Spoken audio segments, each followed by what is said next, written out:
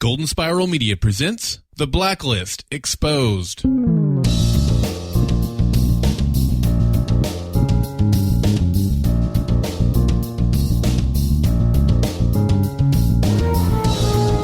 The holiday season rolls on with our second bonus episode here on The Blacklist Exposed. I am Agent Troy Heinrichs. And I'm Agent Aram Peterson, pleased to bring another great conversation to all of you that we had with Amir Arison. That's right, Aram himself recorded December 10th, 2015.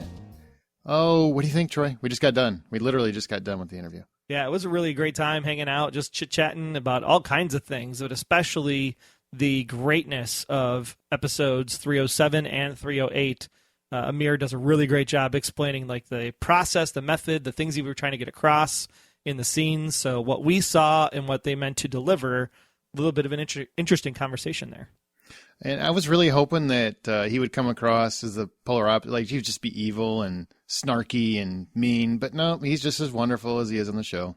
Super nice guy, great guy to talk to, and very, very open. And addresses, I'm sure some of you are curious, is he going to address the Samar Aram issue? Yes, he does. He does. The wrestler Samar Aram triangle he does speak to. But before we get to that, we do have two little pieces of business regarding the John Bokenkamp interview from last week. If you guys listened to that interview, then you are well aware that apparently the news broke that season 4 was renewed on our podcast. Now, when we asked the question, hey, has it been renewed? I honestly had not seen it anywhere. So I was totally asking as an idiot. I just had not seen it, so I did not know. I wasn't trying to get a gotcha or anything like that. So I did feel really bad that Entertainment Weekly and all those guys ran with it and kind of broke it before NBC had planned. But congratulations to everybody listening, right? Absolutely, yeah. It was really great to see that we got it confirmed, at least. NBC did confirm it when Entertainment Weekly ran the piece. The Wrap.com, I believe, ran it first, so give them credit, I guess, for listening to the show. Absolutely. We feel bad because I feel like we made a lot of extra work for a lot of people. Yeah, I do. And it wasn't our intent at all. So NBC, if you're listening, we are super, super sorry. But at the same time, these things are, pretty standard in Hollywood. They talk about the magic 88 number for syndication. So when something gets a season 3, it's pretty much a guarantee that it'll have a season 4 because they're not going to renew a season 3 if they don't plan to get to that syndication number. So, I mean, even John said himself, season 4 was kind of a foregone conclusion. Pretty much everybody knew, it just wasn't officially communicated out. So, sorry we spilled the beans early. Oh, listen to you, Mr. Television Suit. Look at you with all the insider info. Hey, I hope it goes for like a gazillion episodes, but, 88's the magic number, so... Well, we're honored that he could break that scoop on this podcast, and we also, like you said, kind of feel a little bad about it. But I'm glad everybody here heard it first here. That's pretty exciting news. Pretty exciting news. So welcome. If you're new because you found us through the news. Absolutely. Hey, welcome aboard. Got another great interview for you tonight. And the other question got a lot of, I don't want to say blowback, but a lot of people asking, why didn't you ask this? Why didn't you ask this? Why didn't we ask if Megan Boone's pregnancy was going to be written into the show? Some people... I assume everybody listening here is aware that she is pregnant in real life. And a lot of people were asking, why didn't you ask that? Why didn't you ask that? That's a twofold answer. One, we discussed it before. I personally don't want to know because everybody that's ever listened to the show before, I'm a spoiler freak. I don't like spoilers. I don't want to know. And so we decided that one, John's not going to tell us because that'd be a huge spoiler if he told anybody that. He's not going to tell us that. And number two, it's a personal issue. And outside of congratulations to her and her family, I don't know why we would ask that. That's kind of like a Entertainment Weekly question, I guess. Right. I mean, it'd be different if there was like a baby already in the show and you're like, oh, is it because she was pregnant that you wrote the baby in? Because then it's already known in the show progress itself. Right. Different story. But because it's not in the show yet, the assumption is there is no baby, therefore there's nothing to talk about because it's a spoiler and we don't do spoilers. And I don't like gossipy stuff, and it feels a little... I know a lot of fans want to know, and I'm not trying to say that you're gossipy. Just, to me, I don't know. I just don't like that question. I just don't. Congratulations to her and her family. That's really all I have to say about it. That's right. And she's still kicking butt, even being pregnant, so keep it up, Megan. Yeah, I think she should. I think she should have a ninja fight, as long as it's safe for the baby. Have a ninja fight pregnant. Yeah, they already tried to drown her while she was pregnant, so... Oh, that's so horrible. Well, what about this interview? What about Amir? who I am so happy to hear that other people confuse his name sometimes. So He confuses his own name sometimes on the set. They're like, "Hey, are you talking to me or are you talking to my character?" I'm confused here. And I think it's because he's got, Amir and Aram, 4 letters, starts with an A. I can totally understand that. And I'm only saying that to justify when I do it on the podcast. That's why it is. It's a common reaction, I think. Well, and then he's dating Samar, so then you start calling him Amar.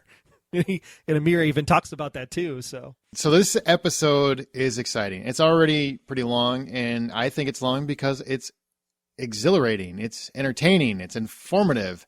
I'm jazzing and I'm teeing it up, man. I'm just getting it ready to go. It is a great interview. That's what it is. That's right. So make sure you listen to the whole thing because we do have a couple points of business at the end to let you know about when the Blacklist will be coming back, when we'll be coming back from the holidays. So make sure you do all of that. Stick around. It's going to be great. With that, here is Mr. Amir Arison.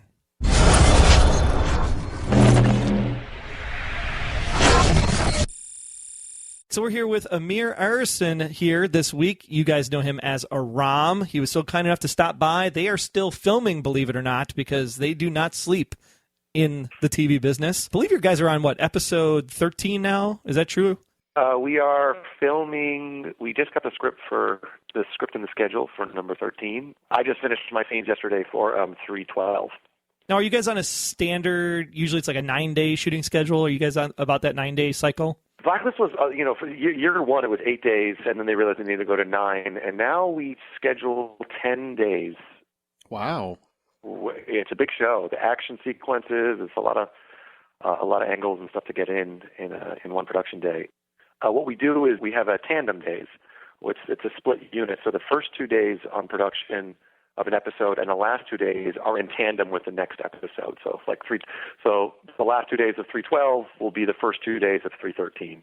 And what happens is they split the units and so forth. So if I'm shooting by the computer and James and Megan are shooting out by a car, and then we have doubles for every crew member and so forth. It's crazy. The tandem days are always kind of nutty. And then some days we're on the set and they'll share actors in 2 episodes. So I'll run and do a computer scene for 1 episode, and then I'll run and do something else for another episode. It doesn't happen to me too often, but it certainly happens a lot with Diego and Megan and stuff.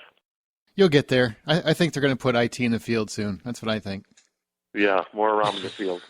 Before we get too much into the actual show, I actually want to ask you about you and before you got to the Blacklist. Sure. And first of all, thank you for having me. The podcast is fantastic. I've listened to it a little bit, and have you? Yeah, I listened to a little bit to the Bokenkamp interview, and I've heard a lot about it, and I've read a lot of response, and so it seems like this is a good place to talk about the Blacklist exposed. Okay, well, how did you get into acting to begin with? Before you ever got to the Blacklist, Amir said, "I want to be an actor." How did that happen? Yeah, I did a play when I was 8 years old. Had a couple of lines, and my mom came up to me after the play and was like, "You have talent." Aww. And I was like, "I do? Okay." And I wasn't that great at sports. I tried those too, and I played, and I joined the drama club and started getting more and more parts. And then in the 6th grade, I did a play called My Robot Buddy, and I remember thinking, if I kind of go up with my inflection here, I think that'll get a laugh, just instinctively. And then doing that at an assembly for our grade school, this was, grades 1 through 6, but was 1,000 seats. So it was like a Broadway-sized audience with lower schoolers. And I did this line this way, and I remember getting a huge laugh. And I was like, oh, this feels good. Oh, I think this is what I do. This is what I'm going to do. I'm going to be an actor. And kind of just stuck with it and kept getting parts and high school accolades. And I just kind of found I had a natural aptitude and joy and a passion for it, so kept going. Now you go into acting, and it seems like this would be something that your parents would probably not support, given I believe that your mom and dad are in the medical field, correct? That's right. My parents are both physicians.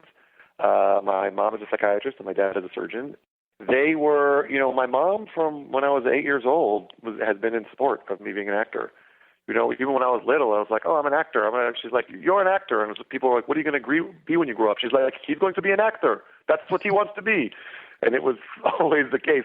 My dad was A little more skeptical. He's very into it now. He loves the Blacklist, and all the scrub nurses at the Holy Cross Hospital in Fort Lauderdale always talk to him about the last episode. They were very mad when Samar hooked up with a wrestler, and they told my dad about it at the OR in Fort Lauderdale. He got into it. He was just like, it's a tough field.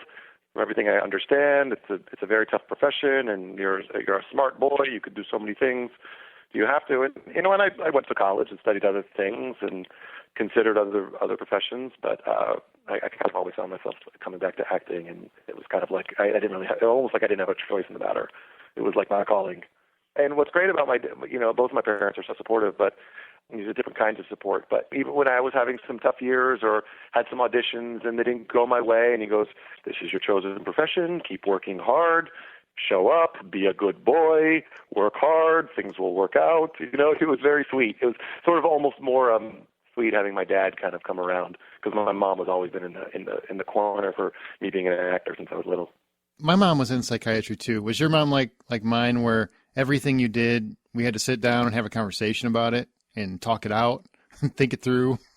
Oh God, no! She was just a great mom. I think people are always like, "Oh, your mother's a psychiatrist, so she must be super analyzed." And I just think she happens to be a psychiatrist, and she's just a great lady and a wise lady and loving mom. I don't think there was a whole lot of sitting down and talking about it. It was just like any kid. If I was bad, I got scolded, and if I was good, I was told. They were proud of me, and I owe everything to my parents.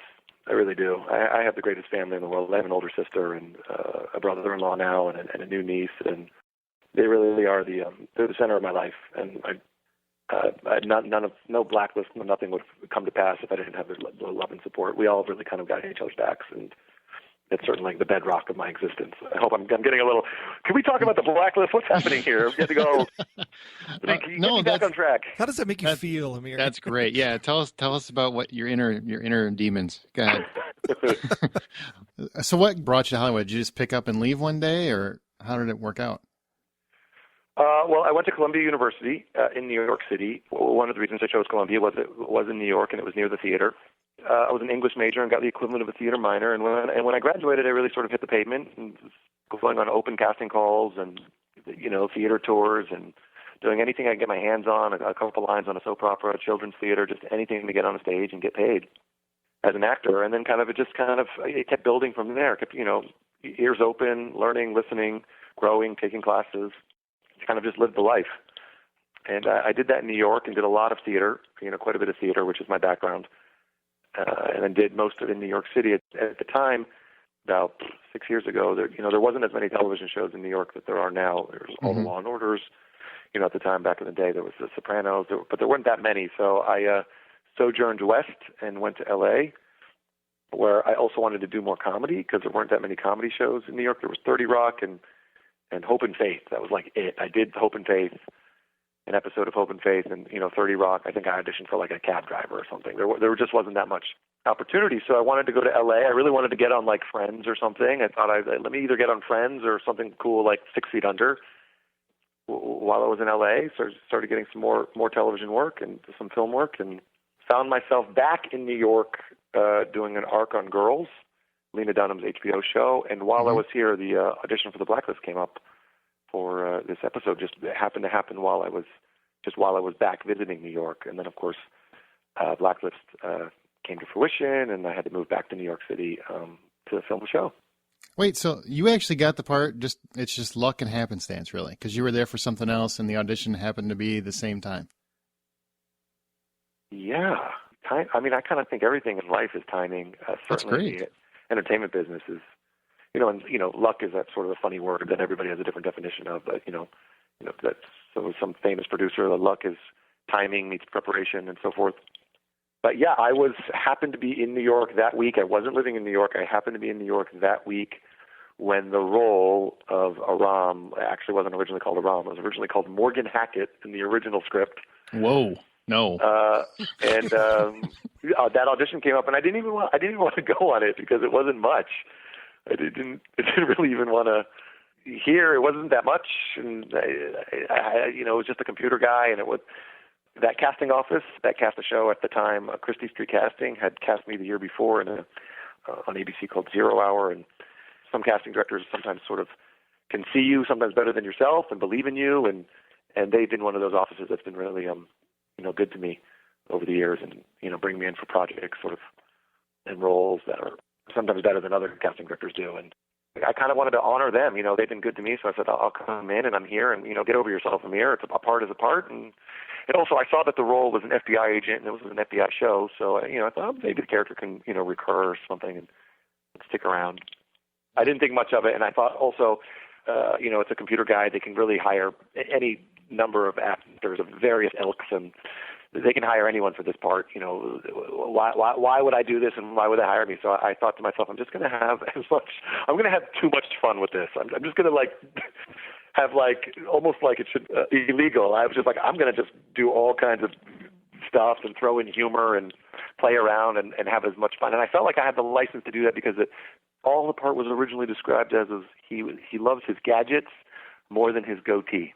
That was the only description. That's the birth of Aram, is he loves his gadgets more than his goatee. So I didn't shave, kept my beard. So I was like, goatees are in the 90s. I was like, I'm not going to have a goatee. I was just like, I'll keep my beard. If he loves his gadgets more than goatees, that means he loves his work. So he's super enthusiastic about his work, and I'm super enthusiastic about my work and about acting and working. So, those two aspects were a natural fit, and I just went and had a ton of fun with it and didn't think anything of it. Well, speaking of working, I'm a huge 0 Hour fan. Really?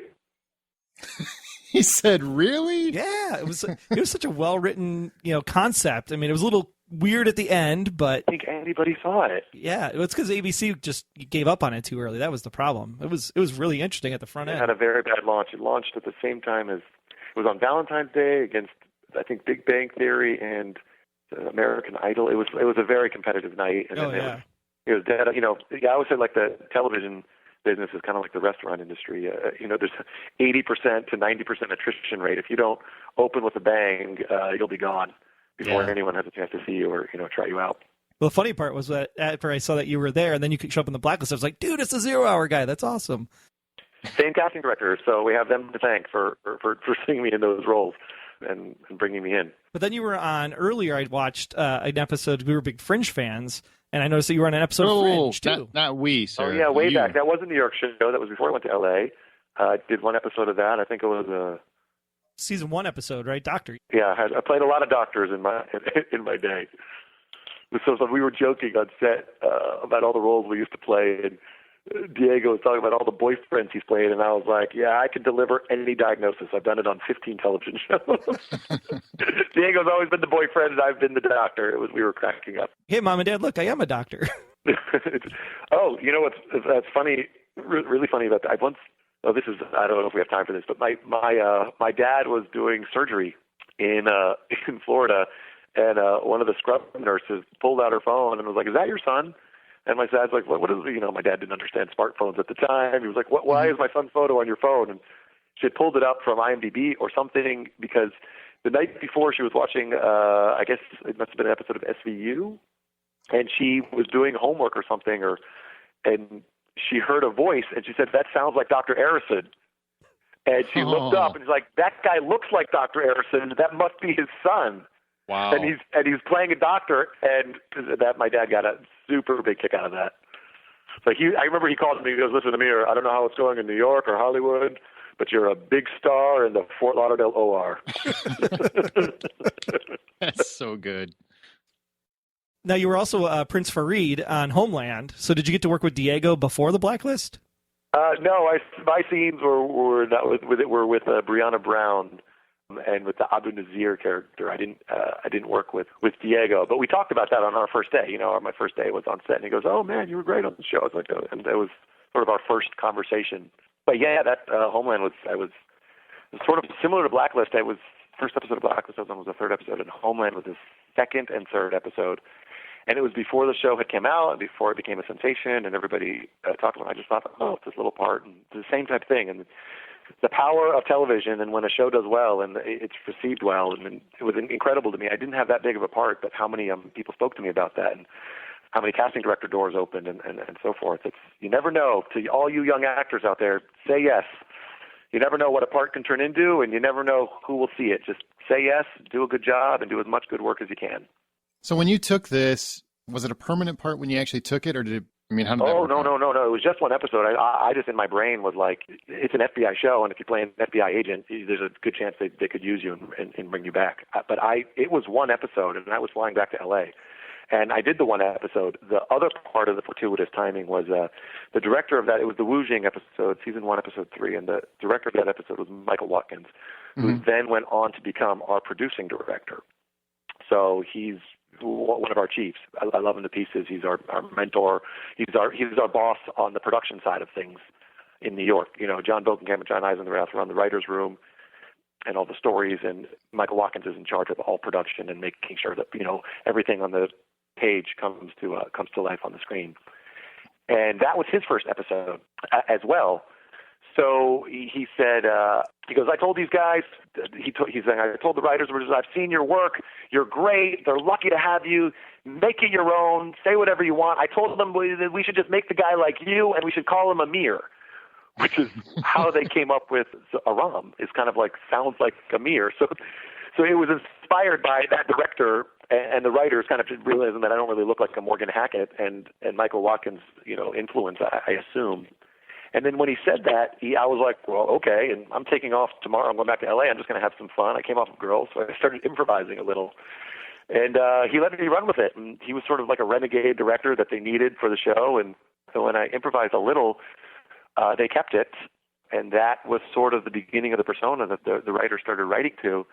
And then when I didn't know anything about that. I didn't know that until I saw the episode come out. And then I got called back to come back for like the 6th episode, and then the 7th, and then they called me back for the 8th. But again, it was just very peripheral character on the side. I booked something else. I was doing a movie at the time, and then I think it was doing a Once Upon a Time on Wonderland when there was some schedule conflicts, and they were like, well, we need Blacklist, and I didn't know that they were going to still use me. And it was when I saw how they kind of sort of rearranged a whole lot of scheduling in order to get me for this one day to do this sort of sidekick computer stuff. I said, something's going on. I think they're going to. And then again, Michael Watkins, our producing director, was back on an episode I was on, and he said, "Oh, we need to get you on a contract. You got a lot more stuff to do." And that's when I sort of knew that they're keeping me. And then the next script was Anslow Garrick Part 1, and that's kind of when I felt like Aram was really sort of born as one of the key members of the team and sort of a useful members of the task force beyond just kind of an ancillary character. Like my dad said, be a good boy, know your lines. So I just tried to do a good job and, you know, be professional and be a good person and just see how long this would go. And here we are. We're still going. That's a great point. I mean, it kind of segues to a great point. Everybody mentions Jane Spader because he's been in, I mean, obviously he's Red Reddington, but he's also been in the entertainment business for, 30 years almost. I mean, I remember him Less Than Zero, Jack's Back, if you ever saw that. And he was also on Boston Legal, famous show. But for you guys, this is like your first time on a big hit television show. So how is that for you? Which part? Well, being on a hit television show or working with James? No, we'll get to James. Listeners want to ask those questions. I want to ask about you. So when you're on the show, what is it like for you to be on this? You know, you've done all these parts on various television shows, and now you're a focal point of one of the biggest ones on NBC. It's, you know, nothing less than a dream come true. And I don't take it for granted. And I feel lucky every day. And I work hard to do the best I can because this is very, very special. When you're an actor, you want your work to be seen. Of course, you want your work to be appreciated, but before it can be appreciated, you want it to be seen. And, you know, an actor's life is auditioning or doing projects that never see the light of day. Most of the pilots don't come out. So to get to be a part of something that's not just seen, but widely seen and widely appreciated and supported by a network and a studio, you know, that's huge. It's incredible. And I always wanted, one of the reasons I also moved to LA, as I was mentioning earlier, was, you know, I wanted to do a series because I wanted some level of consistency. The actor's life is so inconsistent.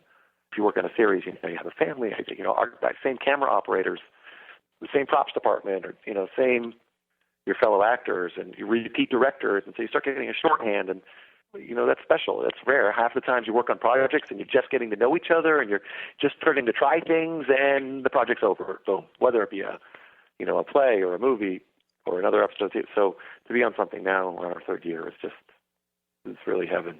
It's everything I've ever wanted, and I hope it continues.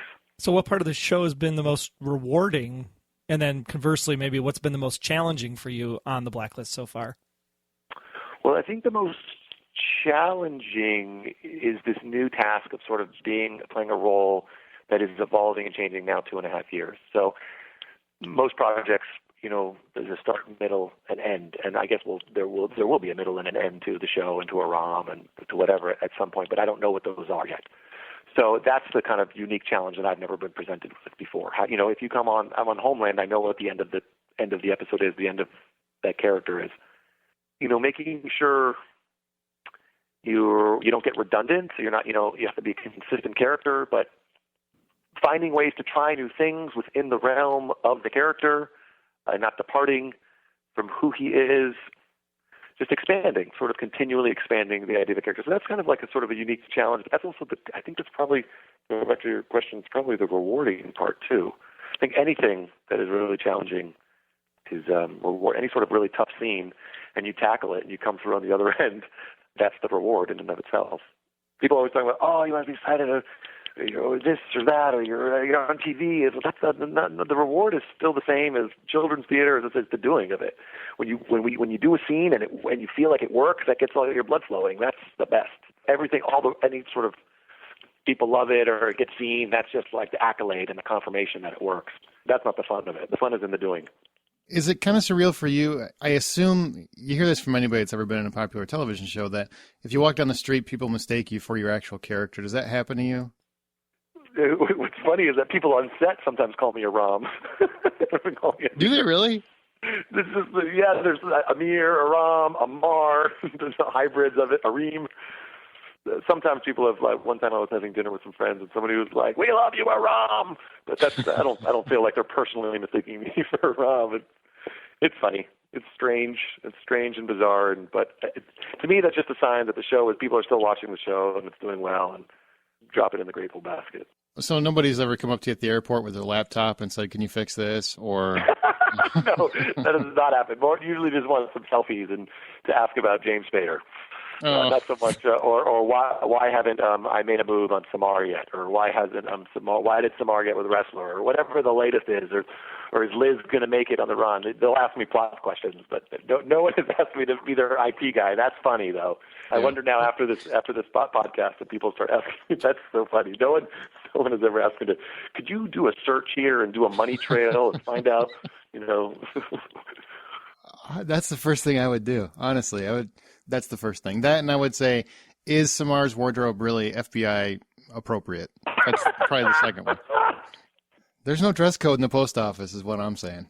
I think there's something about that I can't say. I think there was probably not. Better not probably say. Not. But let's talk about that a little bit, because I know the people listening, they definitely want to ask about that, because that has been an evolving, budding relationship between you, your character, and Samar.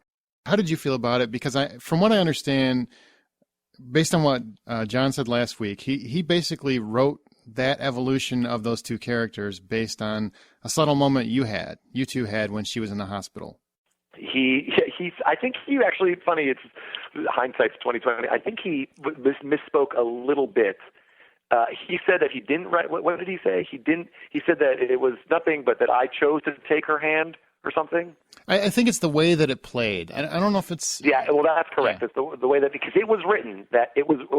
I remember it when I heard that on. It was written that it was the front. It was season 2, episode 5. It was written that she was unconscious and he was sitting next to her, and that she reaches out and gives him a hand squeeze, like thanking him. Mm-hmm. And then it's something like, in the stage directions, Aram is relieved or something. Something very simple. We just played it. We just played that. And then, testament to our director of that episode was Stephen Adelson, and he had this cool camera angle where he's kind of sliding through the room, and it was part of a montage, and kudos to the music department. I think John out of Bokenkamp has a lot to do with choosing the music. So the combination of the camera and the music, and we were just playing the moment, as far as I was concerned, as written. And but my theory is that it actually was, here's a character, Aram, who had been around for a season and change, who is just kind of doing office work. And it was the first time we're kind of seeing him, one of the first times we're seeing him outside of the office having a human moment. So that's why I think it was, but one of the reasons I think it was sort of a big moment for the character and for the show is because it's something we don't normally see. When you look at it, I mean, it's really, for a show that's a lot about action, it's a lot about intrigue, there's a lot of murder going on, but it seems whenever your character is centered, it feels very much like it's the heart of the show, I guess, to a degree. Oh my God. No. Hey, I'm not taking away from Liz, and calm down, people listening. I'm saying, I'm not taking away from Megan and James's work. They're doing fantastic. I'm just saying your character has managed to be one of those characters to transcend what I think it was probably perceived as, where it's just, background IT guy makes a few jokes and that sort of thing, where, whenever he's on, people really feel for that character. They're concerned about his well-being. They're concerned when he's, his relationship status. I mean, the fact that Samar went to bed with Wrestler caused people to throw things at their television set, and that just doesn't normally happen. It's amazing, right? It's incredible. It's incredible to be part of something like that. I'm flattered, and I don't take it like I do think my function. I do think we all serve functions on the show, but my function on the task force is strategic and tactical technician, to sort of be the sort of the computer guy, the IT guy, and sort of the post office, one of the post office's central problem solvers. But I think my other function as an actor on the show is to be, everybody on the show is super adept at fighting and kicking butt and spying and lying. Aram is not good at any of those things, which I think most people are. So it makes him probably more relatable. So I think he's kind of more the sort of like regular man quality in the middle of all these kind of like badasses. So it's fun. It's really fun to be able to do like self-deprecating humor, and I love it. I mean, I thought I was going to be on a comedy, and I ended up doing all these dramas, and then to end up on a drama where I get to do all this great drama and all this intrigue, and then still get to do jokes and have fun. It's like, come on now. It's like it's everything I ever wanted. It's so great. Well, you need it. The show's so serious. You need that lightening up and those moments and little bits of levity. You just need that. I agree. I agree, and I love it when Red's quips and Samar has some quips, and it was I watched with my mom. She was cackling that one time in episode 5 when Wrestler was kind of admitting some pain about Liskeen, and Aram hugged him. It's so, but it's truth to the character. There's none of it's like silly for the sake of being silly. It's all character based and all truthful based. So therefore, that's the best. Well, I know for sure that if the acting gig ever dries up, you can totally go into greeting card selection and get a whole business around that. They should do Aram greeting cards. Oh, we should talk to the writers. Aram, they should do greeting cards from all the characters. Oh my God, they would be the best, like Dembe greeting cards and Aram greeting cards. Get well, bitch. We got parting to do. Dembe's card would just be blank. Blank. Just 2 eyes staring at you, and you're just like, oh God. Well, it's great that you talk about the humor and kind of like you kind of become the heart and soul of the show for the fans, and then maybe even for the cast themselves. And speaking of Dembe, you guys seem like such a great knit family off set. You guys are, 9 days in a row, and you're trying to get this stuff done. But then you end up having this man who served his, department in New York as a firefighter, and then you get to go and actually be there for him and kind of roast him and give him a speech. Maybe you could talk about that relationship between you and Dembe a little bit, you and Hisham. I love that guy with all my heart. He's a very, very special person, and it translates right through the camera. They're very similar. All the characters are kind of similar, actually. I think Eisendrath once said, you kind of you realize the actor and the character start merging, and so we all have resemblances to our characters to a certain degree. Hisham and I have a kind of sort of a unique bond on the show because, we were in the similar position in season 1 where we were both kind of hired for 1 episode, 2 episodes, 3 episodes, kept us around, and then we kind of joined the team. So we were like, hey, man, you're still alive. Oh, you're still alive. Oh, man, I loved your work. Oh, you were great, too. And we kind of had our own sort of dialogue because we weren't regulars at that time. Mm-hmm. So we were just kind of rooting for each other, but never had scenes together. So we would, ships passing at the night, we would pass by each other at production sometimes. It's like, oh my God, I loved your scenes. He's like, yo, you're so funny. And we would like high five and so forth. And just kind of, and then so this whole journey is kind of been like for both of us has been kind of a parallel existence. I remember when somebody told me once that he was like, oh yeah, Hisham is, is like a former Marine. I was like, how cool is that guy? He's an actual former Marine. They're like, yeah. And then he's like, and he's a fireman. I was like, he used to be a fireman. They're like, no, he is a fireman. I was like, okay, that's enough. He can't stop being, this guy is too cool. He's scary. He was currently a fireman literally until his retirement party, 2 months ago. So of course I went and, Harry was there and, I know Megan wanted to be there, his girlfriend, threw it for him, and she invited the cast, and then it wasn't, we weren't supposed to. I think there's just going to be a few speakers, but like the spirit took over that afternoon. It ended up everybody wanted to speak. Ended up being about 20 people who spoke. That man is loved and deservedly so. Wow, I loved his character, but now I'm starting to love the guy. Yeah, he's great. He's great. Everyone's great. We're a family. It's true. It's a really good group. It seems like a good group. I mean, everybody seems like they definitely blend well together. I don't see any issues in the trades, that sort of thing, which is always nice because you don't want your TV show to have turmoil. So that's always a plus. So which computer or forensic thing do you think is the craziest that made you think, I don't think the FBI can really do that? I'm gonna answer this in reverse. The thing that's crazy that we do on the show is the speed at which we do things. Sometimes we get analysis of some things and run them and quickly look things up. So sometimes I am definitely trying to serve the show and the needs of the show and the time that are limited, but give it as fast thinking you can, but in some sort of pace, realistic pace. So that's something I work on when we have sort of. So that's just that, and that's in general a lot of times. But the craziest, most unrealistic thing I actually think is not some of the FBI has done, some of the cases we've had, Lord Baltimore, and then recently Ariat Kane, sort of the dark web stuff that exists. That Aram couldn't crack, how Aram couldn't crack that website that was up. And, Lord Baltimore was a tracker, and we had to kind of like backtrack and follow her, and she was like ahead of Red. That to me is the scary stuff because it's scary because it's real. Like the Sony hack, we still haven't found out who perpetrated the Sony hack. Someone recently threatened, I don't know if it's the same people, but a dark web group recently threatened ISIS and are shutting down various. I don't know what they're doing exactly. They're shutting down their Twitter accounts. They're doing all this kind of back stuff that is not policed or overseen in any way, and that there's these sources in the world. That to me is the scariest thing, because it's real and we can't stop it. And that was actually very fun to play at Ariat Kane because it was one of the times Aram cannot solve a computer problem, so.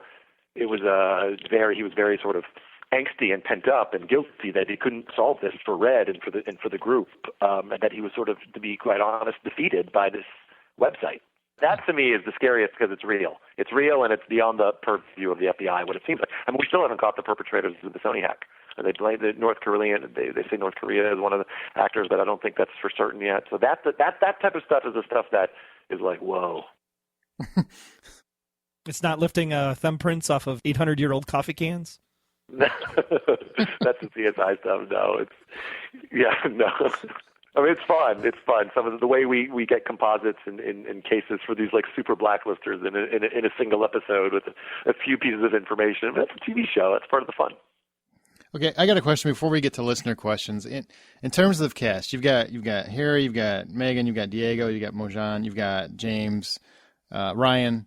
Well, you don't really have a whole lot of interaction with Ryan, but in terms of the cast, who's the most fun? Who's the craziest? Okay. Who's the most like or unlike their character? Unlike their character. I don't know. I think they're all kind of like their character. I mean, Ryan is a charming rogue. Harry is just full of integrity and natural leader. Samar is so certainly tough and badass and sharp wit, focused. Megan is full of heart, and they're all like. Maybe Diego is not as much of a stick in the mud as Wrestler is. There he is. Diego has more fun than Wrestler does. I'll say that. That's one thing I can say. So his hair moves on the weekend, is what you're saying? Not like in the show? His hair moves. He jokes. He pals around. Because wrestler right now is. Well, that's maybe your that's Aram enemy. talking. That's what he is. Yeah, maybe He's your Aram enemy. talking. I don't want to bleed here. Wrestler Aram is not so impressed with the Reds at the moment. Well, I just want to point out, when you were mentioning all the actors, you mentioned everybody by their actor name except for Mojan. You called her Samar. I'm just saying. I did? Yeah. So funny that we do that. You blended. Who did I mention? Hisham is certainly like Dembe, except he doesn't have an accent. And James is very much like Red, very like charismatic and charming and brilliant and a master criminal? Master actor. Nice. That was well played, sir. Certainly. Well played. It's like a master criminal has secrets up his sleeve. Certainly, it does feel like he knows things that other people don't in a room. What was that scene like for you? The one back in season 1, right after Ansel Garrick, where you're sitting literally across from James, and he's like, "I'm going to disassemble this gun and put it back together, and then kill you if you can't trace this money." Still, probably one of my favorite scenes I've done on the show. It was great. It was a perfectly written scene. It was such a well written scene. It was great. I mean, it was my first time acting one-on-one with James on the show, so I just that alone made me want to do as good of a job as I could. I mean, I always want to do a good job, just pride. And it was cool. The director of that episode let us. I remember he had to disassemble the gun, and the director let us run that in real time. And James learned how to disassemble and reassemble a real gun. So we ran that in time. So I was typing away for 2 minutes while he assembled, reassembled it, held it out to me, and Ron fought for his life. Wait, he did that for real? Oh yeah. Wow. Okay, that's impressive. You juxtaposition that to like season 3. You come in, you're riding on your bike, which I can appreciate being a cyclist myself, and then and then you're like, "Dude, what are you doing in my apartment?" That scene you talked about in season 1, one of the reasons I'm also grateful for it is that it set up the dynamic between this hilarious dynamic between Aram and Red. Where Aram is constantly, look, this guy can kidnap me at any time, kill me, and no one will know it. And he could cover it up. But at the same time, Aram sort of has an intellectual crush on Reddington. So at the same time he's intimidated by him, he's sort of mesmerized by this guy's sort of ability. Mm-hmm. To kind of uncover all that he knows. And he knows that he's duplicitous and dangerous, but he's also doing a lot of good by helping us get these bad guys. So there's sort of this fascination I think Aram has with him. And so that scene set up this dynamic where they're kind of like, they kind of like each other, but Aram doesn't quite know where he stands at all times, and is he in trouble? And he knows, just like that episode 2 where Red was given false information. So Aram certainly doesn't want him to have any false information. He wants everything to be very clear so he doesn't get killed by accident. So that in turn has created this kind of sort of Aram sort of constantly likes him but is afraid of him. Sort of dynamic that is so fun. I know James seems to be having fun with it too. Those scenes are really fun. Yeah, because he always refers to you as Agent Mojdabai rather than actually calling you Aram. So there's obviously a mutual respect in the Reddington character for Aram. I know, wasn't that great? That was one time I did mention to our creator when he came in and said Agent Mojdabai. I did point out to John Bokenkamp. I said that's the first time anyone said my last name on the show. And it's by Red. I think maybe Aram might say something or might say, "Wow, no one ever calls me that" or something. And John was like, "Oh, that's great," and he put it in. That's so cool. Like that was almost like unconscious, like they're just writing Reddington, naturally, and then he unconsciously would do that. And then I'm like, "Hey, don't forget, Aram would be excited by that." Well, we want to get in some listener questions, if that's okay with you, because a lot of people wrote in, and obviously we can't read them all, but we're going to go through as many as we can, or at least some selected ones. So, Troy, you want to take the first one from Saul? Yeah, Saul wants to know if you bring any previous computer or technical knowledge to the table so that you can build off of that for Aram, or did you have to learn it all on set? The magician never reveals his secrets. You don't have to know anything. I will say this. I'll say Aram is better at computers than Amir. Amir became an actor. Aram became a computer expert. But, sometimes it really depends a lot on the demands of the production. For example, like there's a department called video playback. They're literally in charge of all the screens you see on a television show.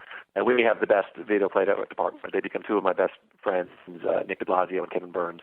And I work with them just as much as I work with the actors because, the screens are half of my scene partners. So it often depends on what the graphics department has assembled, what they want to reveal in the storyline, and so forth. So, my job is to make sure that looks real and so that interaction is organic. So a lot of it is sort of like, this is the bike we've built, and I just have to make sure I ride it correctly. That's sort of my job in translating it. Now, if there's bigger hacking elements and hacking cases, and the audience is not always seeing the screens and so forth, I am actually talking to those guys because they're computer guys too, and I'm like, I want to make sure I did this. This is my research. Is that consistent with your research? And like, is this natural? And I have a few resources. My brother-in-law was an engineering student at Columbia, and he has some computer guys that he knows. So I have a few of my secret Arams that I call to make sure I'm doing everything as authentic. My secret Arams. You have like a little cult of Arams.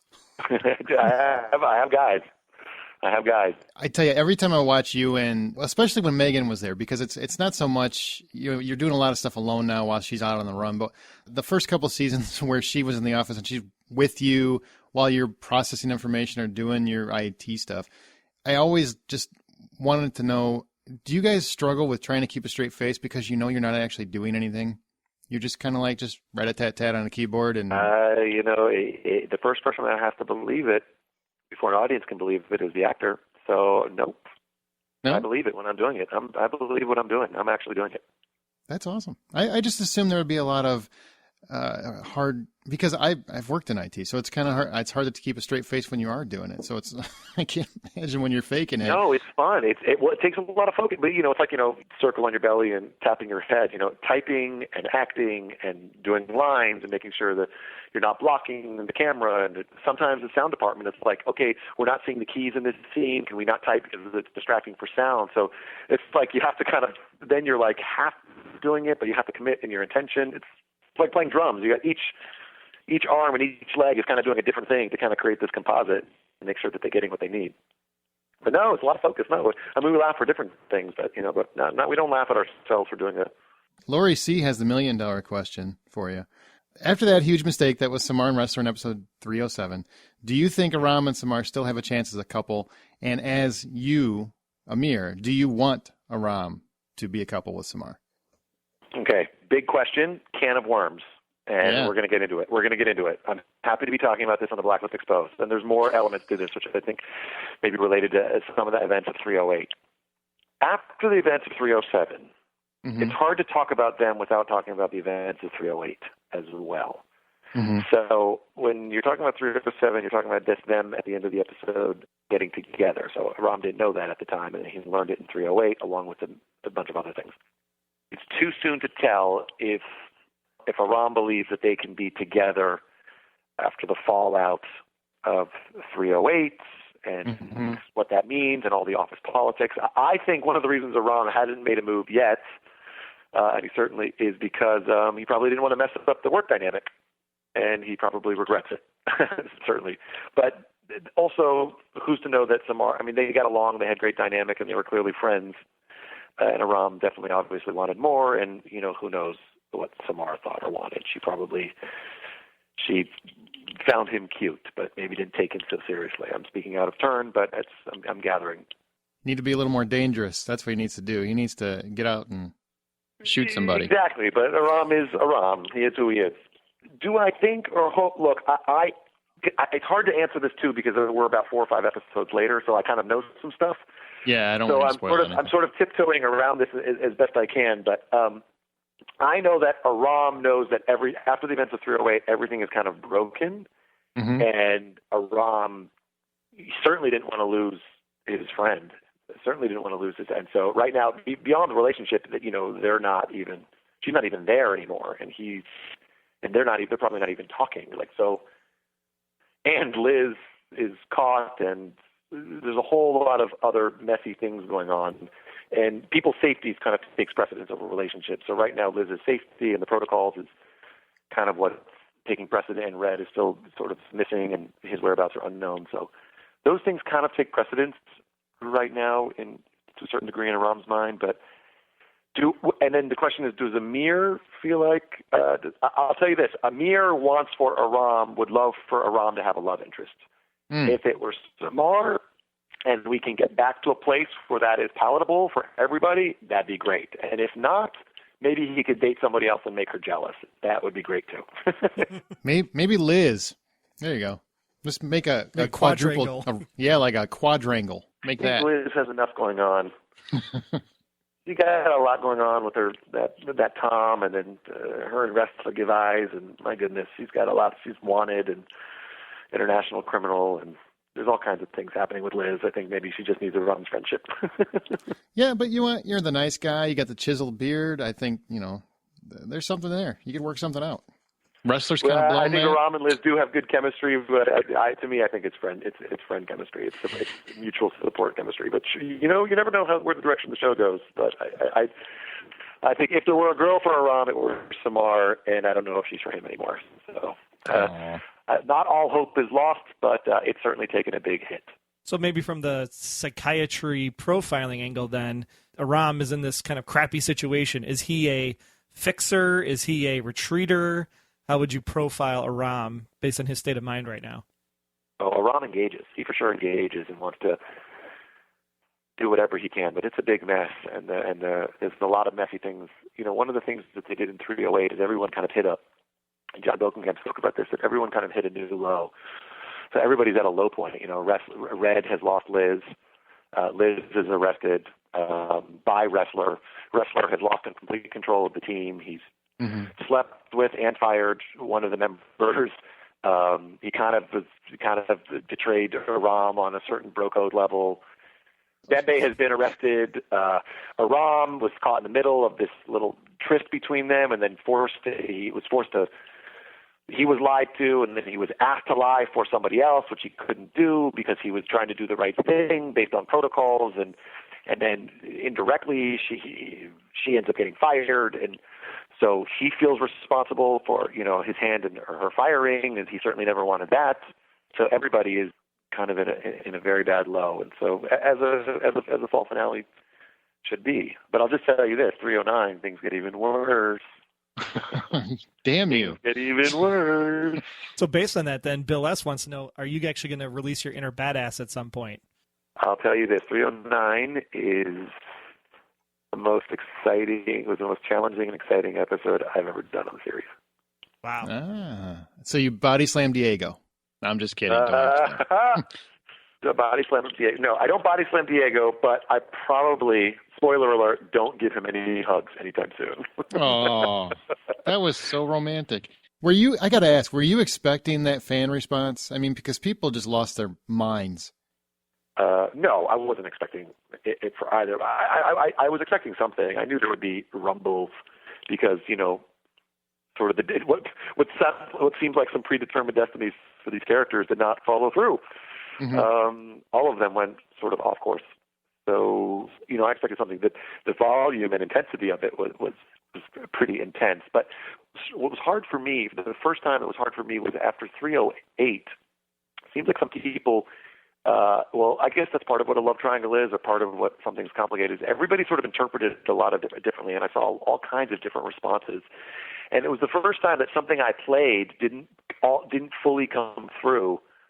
It depends who you ask. A lot of people. I saw not entirely. I saw all kinds of arguments on different message boards and different reviews and so forth. But it seemed like there was a contingent of fans that thought Aram turned Samar in because he was jealous. Yeah. And I can categorically tell you that was not the case, and that is certainly not how I perceived it or played it. That was 100% not. Now, watching the episode back, I see how that is partially suggested, and I think that the gray zone is suggested. But I would like to speak to this, if I may. No, you may. Have at it. I understand why people thought that, but if people go step by step, every character had a very good reason for what they did and why they did it. And everyone was forced to betray someone because they go one way, they're betraying one thing. If they go the other way, they're betraying another. So everyone was kind of stuck, which makes good drama. Mm-hmm. But Aram was going off of misinformation. And we're not just talking about her lying he had two pieces of misinformation and one big concern. Everybody just talks about, he knew she slept together, and that's why he told, and that had nothing to do with it. As soon as, in my view, as soon as Aram saw that they slept together and all that, he immediately dropped all personal relationships and was like, this is all about what's doing the right thing for the job. So that's the way I view his character and his integrity. So, but when Samar came to him and she said, you can't do the search, because the first thing she said was, because I owe it to Red because of what he did for my brother, which Aram took to heart. And after he told Wrestler in the office about where Liz is, where the search is, Wrestler comes running down. Aram runs down and defends Samar, said she couldn't. And Ram very much took to heart, like owing somebody one, and you can't do it. Even though he knew at the time they'd slept together, he still was defending her. But the other thing that people don't remember is that, this is that same thing I talked about earlier in the podcast about playing sort of the long game. Mm-hmm. In the beginning of the episode, in the beginning of the season, Wrestler said to Aram, I know we don't like going after Liz, but we have to do our job. It's the only way we're going to. He says, can you do it? Knowing that Aram doesn't like, Aram said, I can, as long as you guarantee she can get a fair trial. And that was the same thing that Aram was fighting for at the end. I'll do my job, but he goes, I'll try. And then if you jump to episode 5 and Ariat came, these are the things that I thought about when heading into this episode, how to prepare for it. Wow. And Ariat came that at the end of it, Wrestler comes to me and Samar, comes to Aram and Samar, when he said, I almost thought she was gone. We have to do a better job. We have to bring her in because every day she's out there, we could lose her to some assassin, to something, and then Aram hugged it. And Samar was in agreement. And we were a little team of being like, we have to bring her in, not because we want to punish her or take her away from Red, because we want to protect her the best way we know how to protect her. So when people know this was not highlighted in the episode, and I understand why nobody focused on it, but I, as an actor, focused on it because it was something I could cling to and play. When Samar says to Aram, Liz called me, told me Red is missing, that's a huge red flag, because if Red is missing, that means Liz doesn't have her protector. And if Red is missing, that means something is wrong. All the more reason we need to protect her. Now, what we didn't know, me and Wrestler didn't know as characters, is that Reverend Wright was killed by Laurel Hitchens. So, the audience has the advantage of that point of view. And then Samar kind of has the advantage of instinctively predicting that something like that would happen. So she kind of appears more in the right because she kind of understands what the audience does. But Wrestler and Aram are trying to do the right thing. And another thing I want to say, if Aram was so mad at them for sleeping together, why would he go and do Wrestler's bidding? He wouldn't help Wrestler. He was trying, and he went into that office saying, I'm only going to tell you, not whether you slept together or not slept together, only if you can guarantee me she's safe here. What are the protocols? And he told him the protocols, and that's why Aram decided to do the right thing. Where Aram's big miscalculation was, I feel, I'm very passionate about this, I work very hard on these episodes, is when he was asked, when Samar said, you can't tell him, and then he kind of figured it out and then kind of processed, that Liz is in trouble and that she lied to me and there's a web of lies going on and he doesn't really know what the full story. He should have gone to Wrestler or Samar and said, you guys need to talk to each other. I don't want to be in the middle of this, but the three of us need to talk about what the right thing to do is, because Red is missing, Liz is alone out there. That's the thing. But it's a TV show and people don't know always. And of course, as soon as he found that thing between them, he probably didn't know how to communicate with Samar anymore because everything was kind of thrown up in the air, because that's the part that his feelings kind of interfered with his communication ability with Samar. But I wanted to say that because that is the in-depth Aram actor point of view of why he ended up telling Wrestler. It was not because of his feelings but his feelings caused him to kind of lose the best ability of communicating. But yeah, and also, last thing I want to say about this, I've thought a lot about this. It's okay. Was one thing I think Aram does regret is he did say "mum's the word," and he didn't keep his word, even though she lied to him. But lies don't. But if you look at that moment, Samar kind of yelled at him. She goes, "Aram, please," and he goes, "Of course, of course." She kind of yelled at him, and then she touched his hand. So give a guy a break. He's like, of course, he just started, the diarrhea of the mouth. Of course, whatever you need. And then he thought about it, didn't know what to say to her, and then decided it has nothing to do with feelings. What's the best thing for Liz? And of course, he doesn't know that, like I said, Reverend Wright is not there, and Laurel Hitchens can't be trusted, and everything. And indirectly, he's making everything worse. He's party to making it all worse, and he doesn't have all the information. So I did want to say that. It was funny, and then when me and Mojan were shooting that last scene, she goes, "I'm not, that last scene where we both said I'm sorry. We talked about that scene so much before the scene on set. We had to do a number of passes at it because she was like, I'm not apologizing for having sex with somebody else. I was like, I don't think you should. That's not. She's like, but that's what the lines imply. I said, no, the lines imply you're apologizing because you lied. She goes, no, the lines imply. We were like, it was like even in the moment we were having the scene, we were disagreeing about what we were both kind of saying. And so that's part of what makes it compelling drama and conflict, but also confusing and gray zone and a triangle. That's my piece on 308. And I understand wrestlers' actions. I understand Samar's actions. Oh, I understand wrestlers' actions too. You know what I'm saying? Yeah. Sorry. It was no. Hold on. Oh, last thing. Oh, this is important. Wrestler didn't fire Samar because she did the search, and I told where the search was. Mm-hmm. Wrestler fired Samar after Samar admitted that she tipped off Liz and Tom. Absolutely. Yeah, absolutely. I caught that one. Yep. And that, they didn't cut to my face, but Aram was like, whoa, maybe you shouldn't be here. Like, and it had nothing to do with the sleeping together. Like, where are we? Like, we can't be a functioning team then, because at that time, we could have gotten Solomon and we're chasing down. And also now in 308, the director had been removed, so he wasn't there. So this whole thing, bringing someone in and she will die, was something that, like, if she had thought that, why didn't she communicate that with us? So everybody had their reasons and their code and their trust. She probably was like, the FBI will try to do the right thing and we have to do the wrong thing in order to do the right thing. I mean, everybody has their own kind of code of ethics that they're following. That's something people, I think, forget, though, because Samar was planted in the task force by Red back in season 2. Correct. So whose team is she really playing for? So when she tips him off, is she doing Red's bidding all along? And this is the first time everybody's going, oh, hey, she's not really on our side. Correct. I agree.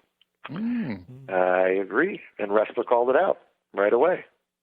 I admire him for that. Actually, the character should have done that. That was the right thing to do, regardless of their physical relationship. The timing of it couldn't have been worse, considering what had just happened the night before. But there was, it's funny.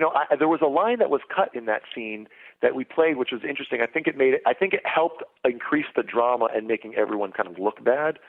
But when they're fighting, and when she says that thing about Cooper, I think Aram had said, okay, look, I know you're worried about Agent Keene. We all are, but Agent Wrestler is doing everything he can to ensure her protection when she's here. And she's like, she's not safe or something.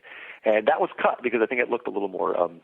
It kept the tension. Sometimes lines get cut here and there, kind of keep the tension and the ball in the air. But Aram, even at that time, an audience doesn't know this, was trying to keep the team together, even though these two are stooping and.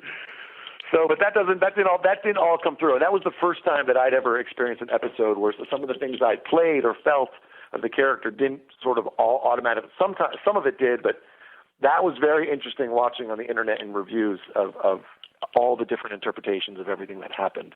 And I think it's a great answer too, because Carol had the question around, how far is Aram willing to go to protect Liz? And I think this whole 308 really showcased, for the most part, you're willing to give up the person that you, I guess, pseudo-love. We assume that there's a deeper affection there from you towards Samar. And so the fact that you're willing to give that up and maybe even break up the team to protect Liz pretty much says you'll do anything for Liz. Well, yeah, but it looks like it. He's bringing her in. He's helping bringing her in. So what protects Liz? Everyone will have a different interpretation of that. Is she better off out on the road with Red, or is she better off in custody? Is she better off? Of course, the only way she's safe is if she can somehow get exonerated. But can she get exonerated? You got some more television. No spoilers. Yeah, here. I do believe Aram would actually do anything for the task force. I think he would go to any length to make sure that his task force members are safe, even Wrestler. I do believe he maybe not at this moment wrestler. Maybe he just needs a cooling off period. But I do believe Aram would still do anything for Samar, anything for wrestler, certainly anything for Liz, and anything for Cooper for sure. That's his family. He lives for his work. He's probably one of the last ones to leave, one of the first ones there, and he wants everyone to be safe. So despite who hooks up with who, I do believe that is in Aram's heart. So you're saying if wrestler got shot at, he would push him. He'd just be a little hesitant about it, just a little slow. Here's what I think. Look, well, you'll have to see what happens. Have you ever not been friends with somebody but worked with them, but you got to work with them? I think maybe that's how Aram feels about wrestler. I have been in the exact same situation that character has been in, actually. Wow. And you got to do your job, and you got to. Sometimes it's very clarifying. We have a job to do. Yes, it is. What are you gonna do? Well, Erica Rose wants to know what's your favorite Aram scene so far in the series. Oh God, so many.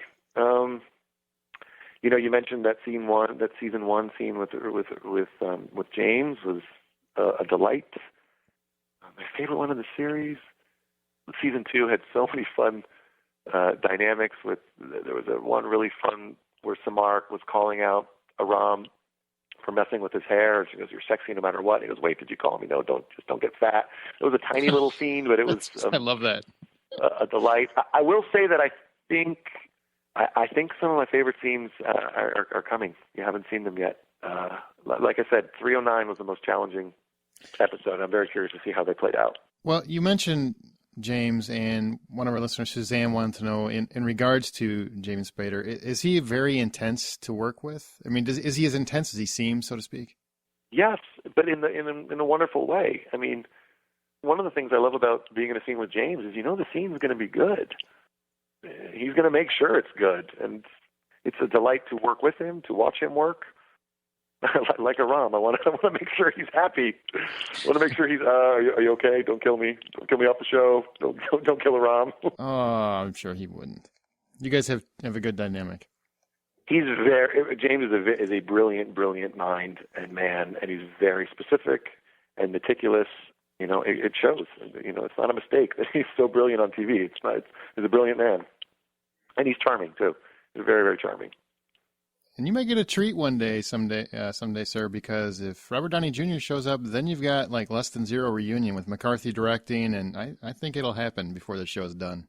That would be pretty. Tight. I want McCarthy to come and play a character. I think he's the director. Should. Oh yeah. Shannon said she's curious. So you're on your bike, you're riding to work. What are you listening to on your smartphone, iPod, etc.? Yes. There are playlists for our characters on Spotify. Yeah. So the Aram Spotify playlists and extrapolations of there are, John Bokenkamp reached out to us, and we all sort of helped contribute to our to those playlists. He wanted our input. It was great, and I think they used most of my songs that I helped send them. It's great. So there's an Aram playlist. Are they Amir songs or are they really Aram songs? Hybrid. Obviously, there have to be Amir songs because they're the songs I know.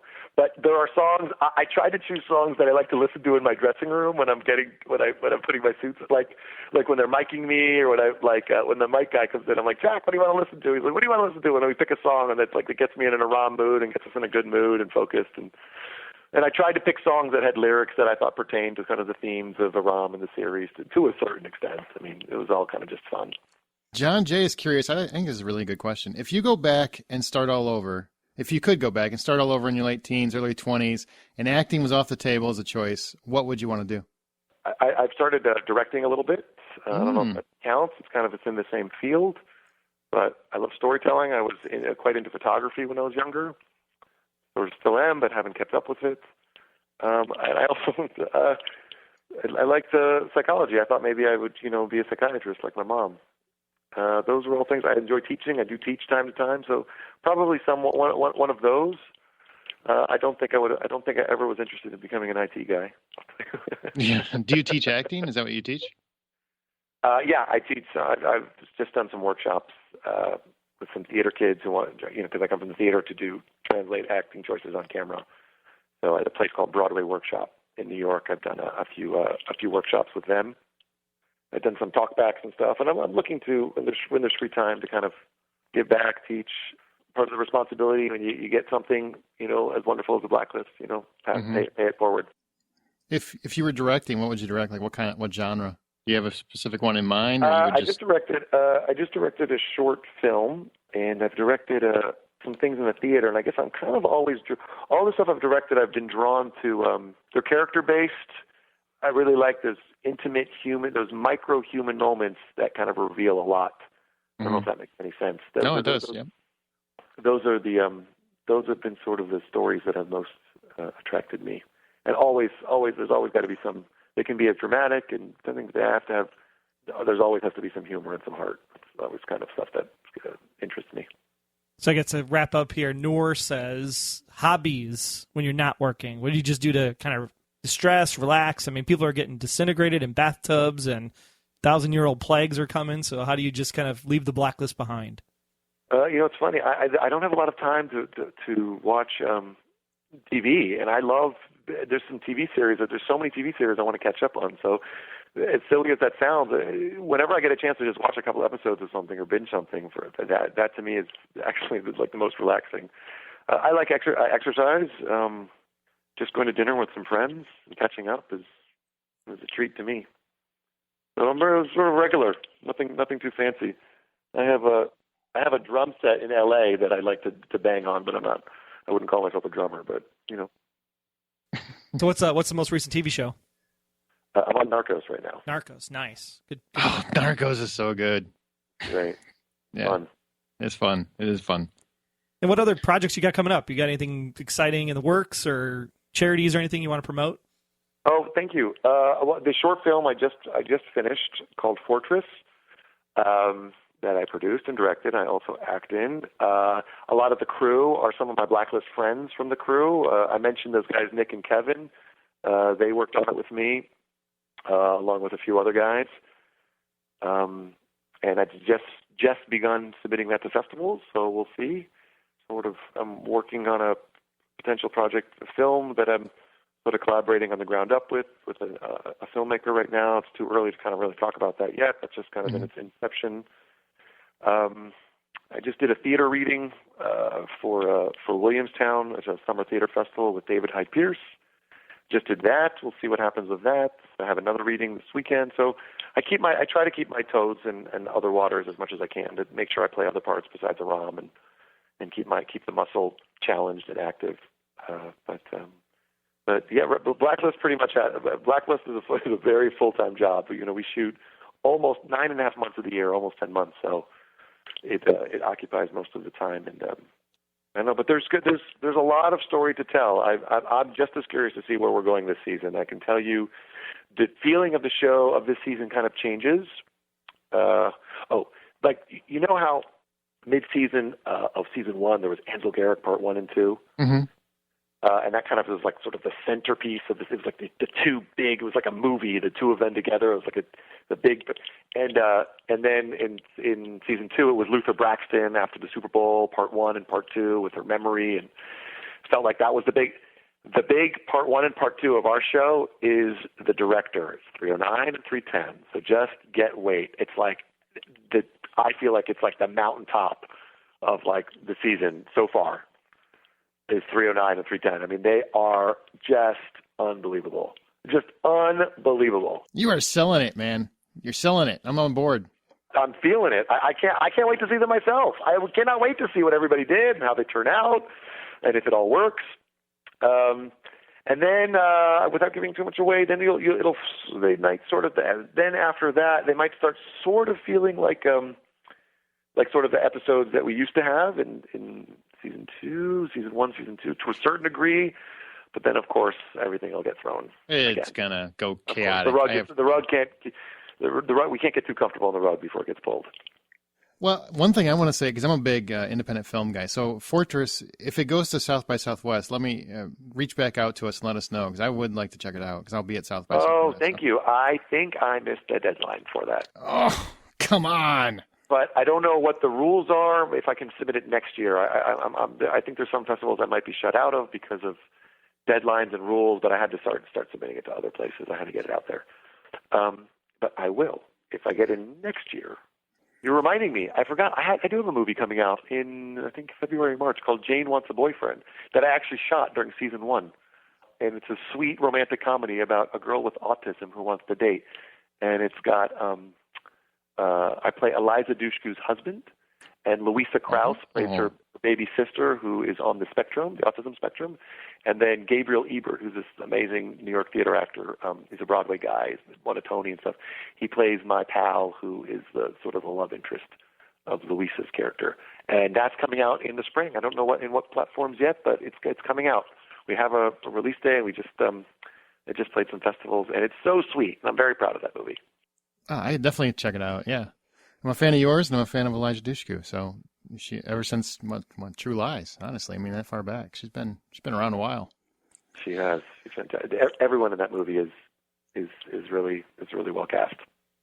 So what else is going on? I mean, in terms of like when you're off the blacklist and you're not making short films, do you have time to do anything else? Oh my God, I forgot. I have another movie I did. It's just these are movies I've just like done with friends. That is coming out I think probably this summer. It's called Before the Sun Explodes, about a comedian, and I play like a weirdo stalker guy who means well, but ends up. We wrapped that this summer, and I heard that they had the first screening that went well, and I have no idea. I don't think that's done yet, though, so I don't think that has a release. But you asked me about what downtime. I'm just kind of curious. Like you're doing all this stuff. I mean, when do you have time to just sit, sleep? Yeah. I do have to. You know, it's very important to carve out time for your family and your friends. And there are some friends of mine now that I haven't talked to in too long, and I miss them. And you know, that's just as important as work. So I have to work on that balance. It's always, my mom always says the 5 F's, the 6 F's actually. She goes, you know, you always want the 5 F's in balance: your family, your friends, your finance, your fitness, and your faith. And I always think faith kind of encompasses art, you know. Mm-hmm. And then she's like, and the 6th F, I can't believe I'm saying that, about f***ing. You want to make sure you're having the f***ing. That's funny. You got to make sure those 5 plus the 6th one are in balance. So, you know, when I get off kilter, I kind of try to think about that sometimes and make sure I checked in with everybody. Make sure I'm exercising, make sure my family and my friends are all good and everything. That's good. Well, we really appreciate you coming on, sincerely. I mean, it's been a blast having you on, and we love your work on the show. I realize everybody's paying a lot of attention to these last couple episodes, but we've been fans of yours since day one. So thanks for everything you've done on the show. Sincerely. Wow, you guys. Well, thank you for the support and for your podcast. And I'll tell some others. I had a good time. Maybe you can score some other cast members. Hey, tell them all to come on. Well, thank you for having me, and good luck, and stay tuned. You do not want to miss what's coming on January 7th.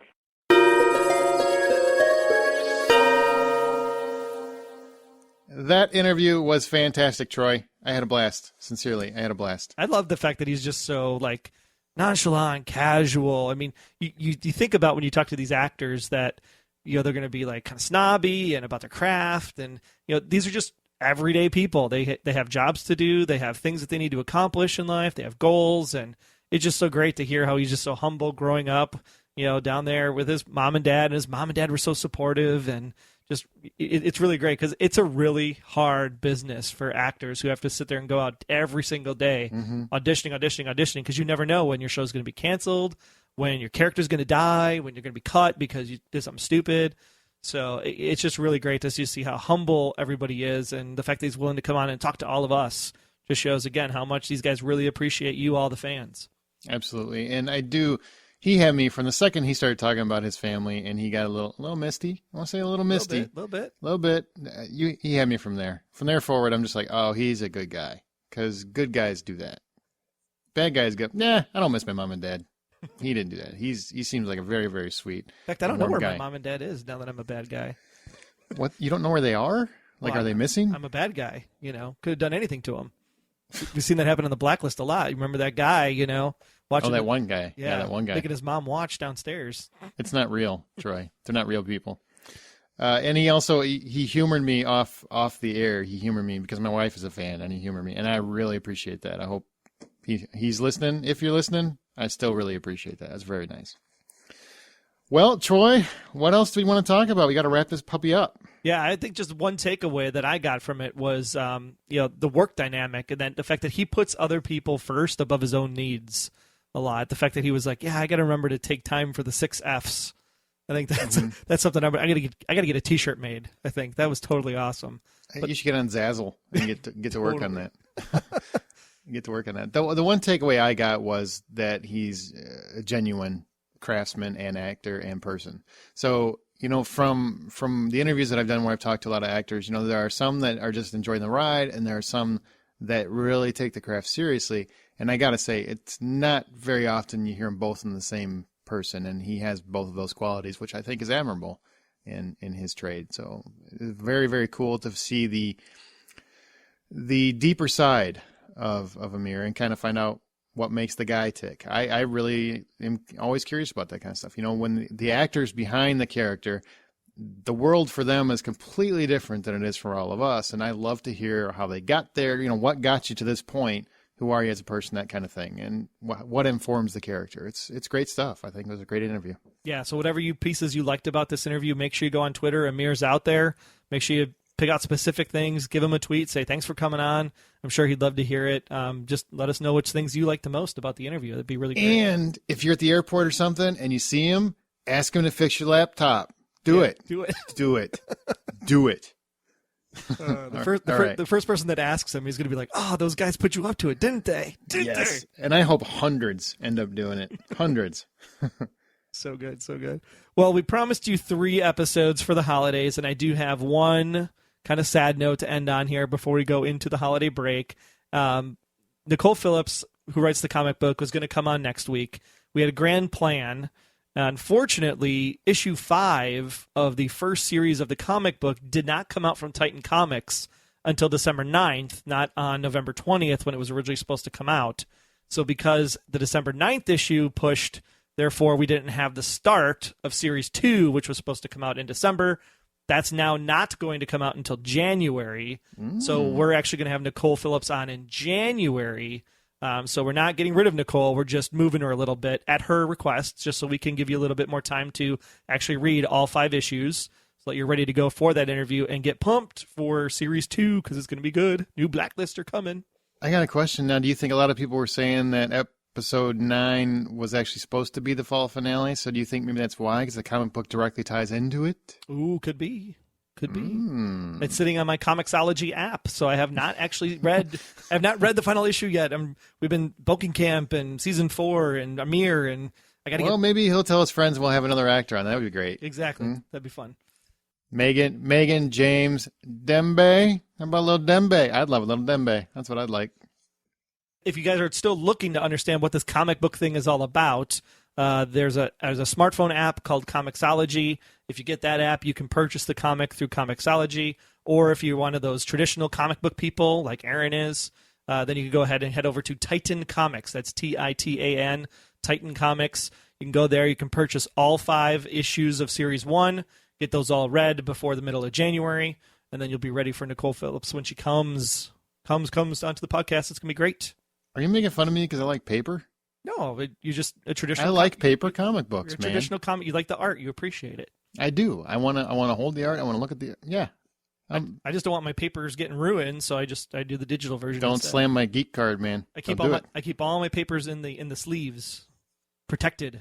I don't really collect them much anymore, but I do. I have read the Blacklist one, so there you go. Well, that's going to conclude this episode. Be sure to follow us on Twitter at the Blacklist GSM, where we live tweet during the East Coast feed, and we use the show's hashtag the Blacklist. We also have a Facebook group. Just search for The Blacklist Exposed and join us for the fun. Intel from you is what we want, and we have a few ways you can submit intel right here into the agency. Again, you can interact with us on any of the social media sites. Most importantly, you still have time to answer that profiling question of the week, because when we come back, January 9th is the next time the podcast will be out.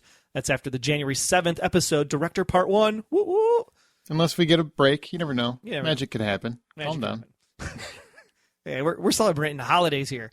No, that's true. But if we get somebody coming in, yes, we will put out an episode before then. But if we don't, January 9th is the next episode. So what is in the box? We need that answer. What is in the box? Make sure you send those. No, you got to say it right, my friend. What's in the box? What's in the box? There you go.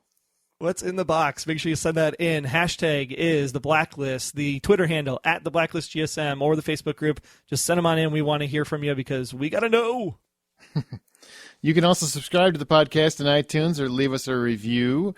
Thanks again to all the listeners, by the way, that sent in questions. We really appreciate it. Hope we got most of your questions answered. Also, listen for the website if you're really on the go. Make sure you download our app for iOS or Android, but powered by Spreaker. You can always find that, and in your app store of choice, you can also find all the intel and analysis about our discussion with Amir Arison by visiting theblacklistexposed.com. Big thanks for listening, guys. Hope you enjoyed the episode, and I hope everybody has a wonderful, happy holiday season. Thank you so much. We'll see you guys in January. Happy New Year. Until next time, I'm Agent Troy Heinritz. That's at Troy Heinritz on Twitter. And if you want to learn more about me, just visit, about.me/Troy Heinritz. And I'm Agent Aaron Peterson. You can hear me talking about movies and TV on the Hollywood Outsider podcast, as well as Remake This Movie Right. We are available at thehollywoodoutsider.com or on Twitter at H_outsider. Be sure to subscribe, download the app, submit your feedback, but most importantly, keep yourself off of the Blacklist.